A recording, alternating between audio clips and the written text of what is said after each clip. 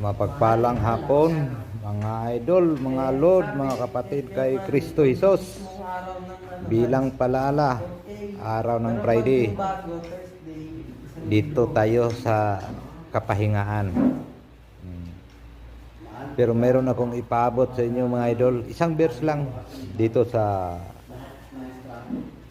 Hebrew 10 verse 25. Huwag natin kaligtaan ang pagdalo sa ating mga pagtitipon, gaya ng nakasanayan ng iba. Sa halip, palakasin natin ang loob ng bawat isa. Lalo na ngayong nakikita natin malapit na ang araw ng Panginoon.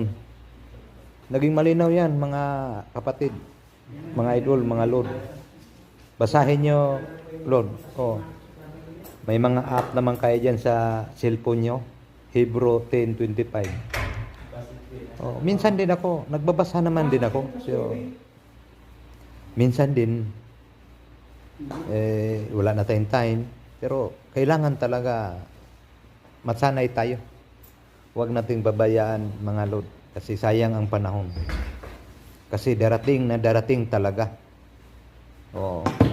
Wala naman tayong ibang mapuntahan dito sa sanlibutan. Ganun din, kung pumunta ka ng Amerika, kung saan ka man na lugar, ganun din. Darating din ang panahon. Darating ng panahon. Tayo ay temporal lang dito. Pero itong pinaghawakan ko na verse to, huwag daw kaligtaan. Sa pagdalo. Di ba? Yung pang-espiritual. Espiritual. May espiritu tayo mga idol. Hindi mari wala tayong espiritu. Kung wala tayong espiritu, hindi tayo nabubuhay. Hindi lang nyo namalayan. Pero pag mag-attend kayo sa pang-spiritual life, malalaman nyo. Hanggang yung yung verse na yun na Hebrew 10:25. Salita ng Diyos yan. Binasa ko lang. Salamat idol. Huwag natin pahabain idol. Abangan nyo na lang mga next Friday again. Abangan nyo lang mga maiksing mga mensahe ko. Bilang palala na lang kung saan man lang tayo na sulok ng mundo.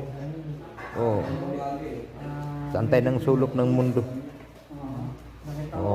Kailangan kunik tayo. Kunik.